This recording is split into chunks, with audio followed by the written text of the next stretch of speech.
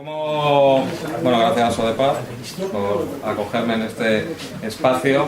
Quiero decir que sí, que me ha tocado, por desgracia, luchar durante casi 11 años en una batalla contra la impunidad, porque nosotros tuvimos un familiar asesinado por Estados Unidos en el marco de la guerra de Irak, cuando ejercía su profesión de periodista. Pero yo quería venir aquí pues para arropar o para estar junto al embajador de Venezuela y para contar lo que yo pienso de lo que está pasando, que tiene que ver mucho también con lo que le pasó a mi hermano, y esa es la visión que tengo yo. Yo seré bastante breve, ¿no? Sobre todo porque me parece que los detalles sobre Venezuela, sobre el acontecer diario, lo que estamos viendo o mal viendo, ¿no? Porque yo, que también estoy formado como periodista, pues no encuentro muchas fuentes diferentes, sino que lo que estoy viendo es una única versión, por lo menos en la mayoría de nuestros medios, que entiendo por lo que es, lo llevo estudiando bastante tiempo, muy relacionado también con el asesinato ya más de 400 periodistas en Irak, ¿no? Y es en la guerra mediática, ¿no? Yo he venido aquí porque a mí me parece que lo que hay en Venezuela es un intento de desestabilización. Y lo que se intenta es ganar por la fuerza de la calle lo que no tienen en las urnas. Y los datos son elocuentes. Yo me los he apuntado aquí. Desde hace 14 años ha habido 19 elecciones. 19 elecciones auditadas por observadores independientes, que han reconocido que han sido justas e independientes.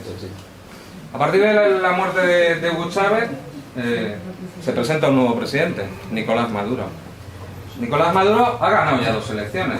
El 14 de abril de 2013 con 1,5% en elecciones generales. Y el 8 de diciembre de 2013, elecciones municipales, las formaciones que él representa han conseguido el 11,5% de ventaja. De ventaja sobre ese.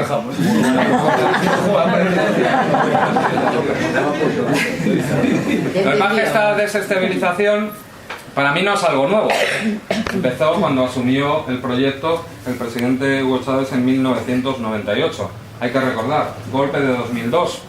Qué curioso, que ahí también tuvimos a Prisa con una editorial apoyando ese golpe.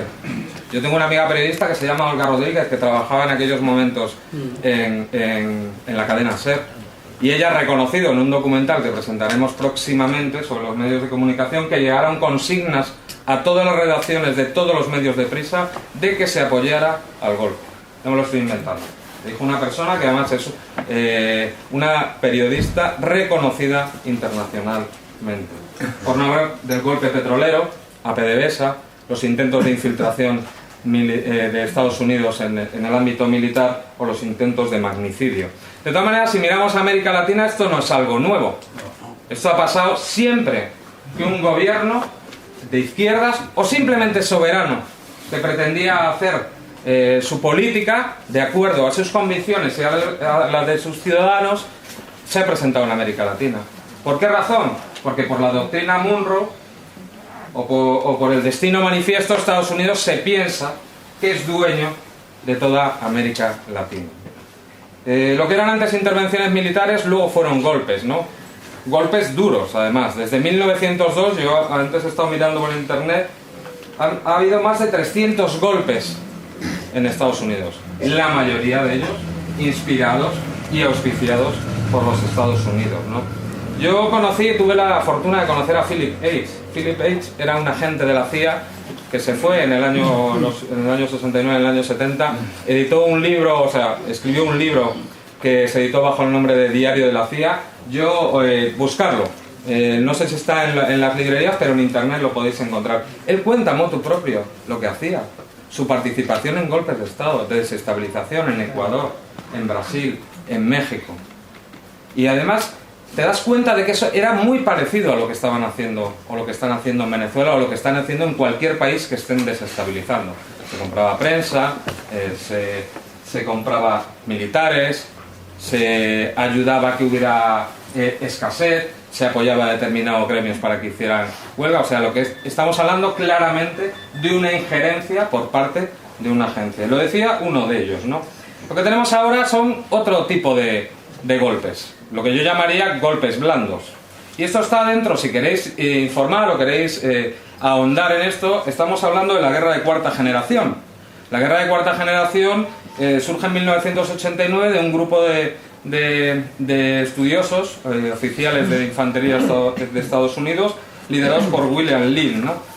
Que decían que no solo la guerra ya no era solo una guerra asimétrica, una guerra de baja intensidad, sino que para interferir también con otros gobiernos enemigos, así los calificaba, se tenía que empezar a utilizar la propaganda, las acciones psicológicas, la sociedad civil, como ellos lo llaman, como un factor desestabilizador, y las redes sociales, ¿no?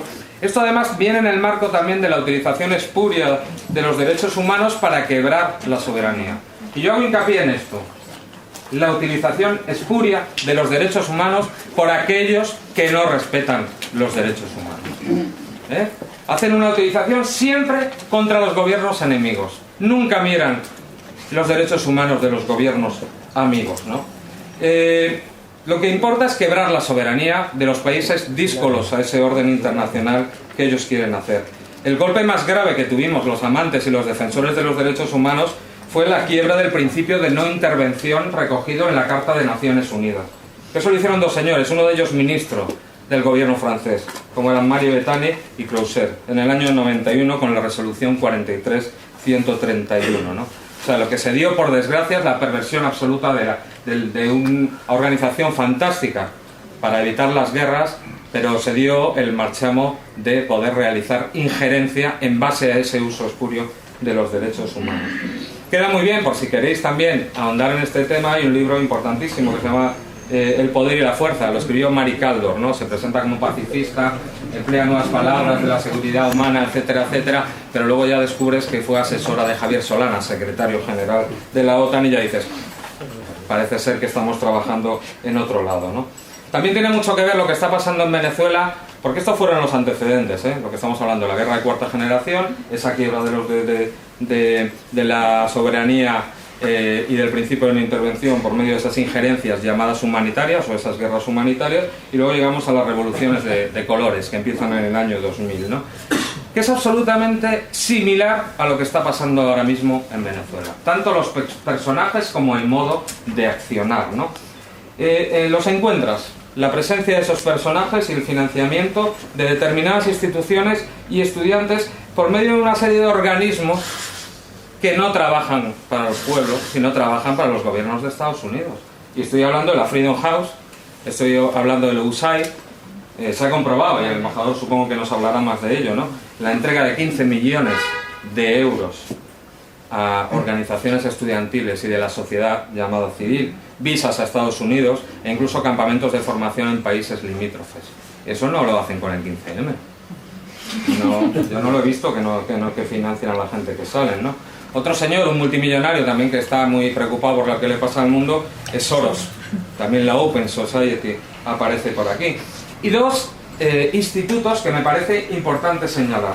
Primero el Instituto Einstein y el Instituto Internacional Republicano, con una puerta giratoria entre unos y otros. Incluso han sido tan tontos que en algún documental se puede ver. Hay uno que se llama Estados Unidos a la conquista del este europeo. Lo tenéis que ver porque ahí se explicita y ellos hablan sin ningún tipo de problema, ¿no? Del Instituto Einstein es Bob Helvey. Es una persona perteneciente a los servicios de inteligencia militar de Estados Unidos, bueno, ahora va de sociedad civil. Escribió un libro que es el manual, se llama De la dictadura a la democracia, ¿no? Ahora, íntimo amigo de otro señor del Instituto Internacional Republicano que se llama John McCain. ¿Os suena, verdad? Qué curioso que lo hemos visto en Ucrania, también se va paseando por allí donde se derroca gobiernos que no les interesa a Estados Unidos. ¿Os imagináis un diplomático o un político venezolano financiando en México a grupos antiestadounidenses? ¿A que toda la prensa clamaría al cielo por la injerencia? Pues este señor, John McCain, anda por ahí. Y de Venezuela dice cosas muy clarificadoras de por qué quiere derrocar a estos gobiernos. Porque dice que el petróleo que va a Estados Unidos tarda 45 días en llegar si va desde Oriente Medio, pero claro, tarda solo 3 días desde Venezuela, con lo cual los costos le salen bastante más baratos, ¿no? Por eso yo lo que quería reflexionar es lo que entienden ellos como democracia y derechos humanos. Y en este reportaje lo dice uno de ellos, claro. Uno de ellos, que pertenece a la Freedom House, habla claramente, ¿no? Que para ellos la democracia y los derechos humanos son solo lo que permite la economía de mercado de acuerdo a los intereses de Estados Unidos. Esa es la democracia y los derechos humanos que defienden Estados Unidos. No he visto yo la Open Society y a Freedom House en Arabia Saudí. No he visto a los protegiendo a los manifestantes de Bahrein. Bahrein, sede de la quinta flota estadounidense, que han sido masacrados por las tropas del Consejo de Seguridad del Golfo, liderados por Arabia Saudí, ¿no? ¿Por qué estos estudiantes o esta gente que está incendiando, asesinando en Venezuela no se esperan a los mecanismos democráticos? Acaban de ganar unas elecciones el presidente elegido, pero es que además tienen algo que nosotros no tenemos. No lo podemos hacer con el señor Rajoy. Tienen un revocatorio que podrían ejercer en el año 2016, ¿no? Lo que pasa es que yo creo que aquí hay intereses ocultos y no hay intereses estudiantiles. Lo que estamos tratando es de acabar con un gobierno que controla sus recursos, que apoya proyectos sociales y que cambió absolutamente la arquitectura de América Latina. Cuando llegó el presidente Chávez, yo lo leía en un libro de Ali Rodríguez, que escribió para mí una de las mejores periodistas de América Latina, que es Rosa Miriam Elizalde.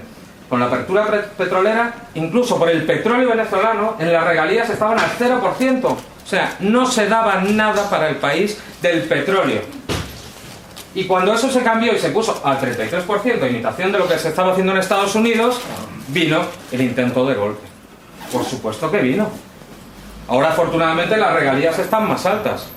Y podrá hablar el embajador bastante mejor que yo. Pero eso es una de las partes fundamentales de lo que le pasa a Venezuela. Que ya no gobiernan los que gobiernan para que esos señores se llevaran a cero el petróleo. No les interesaba ni la delincuencia, ni le interesaba. Yo he visitado los cerros, he estado en barrios de Venezuela, cuando se inauguró, por ejemplo, un centro de asistencia primaria, y le preguntaba a una señora, era el año 2005, le preguntaba, ¿y usted qué opina de Chávez? Y me decía, es la primera vez que veo un médico en mi vida. Porque los médicos venezolanos no querían ir a tratar a su gente allí. Afortunadamente ahora sí, porque ha habido un proceso diferente. Por eso lo quieren tumbar. Yo no sé si llegaré a estar en el Parlamento Europeo, pero que sepa, embajador, que si puedo llegar al Parlamento Europeo, siempre estaré contra los que defienden la soberanía de los países y los que se oponen a cualquier golpe de Estado. Muchas gracias.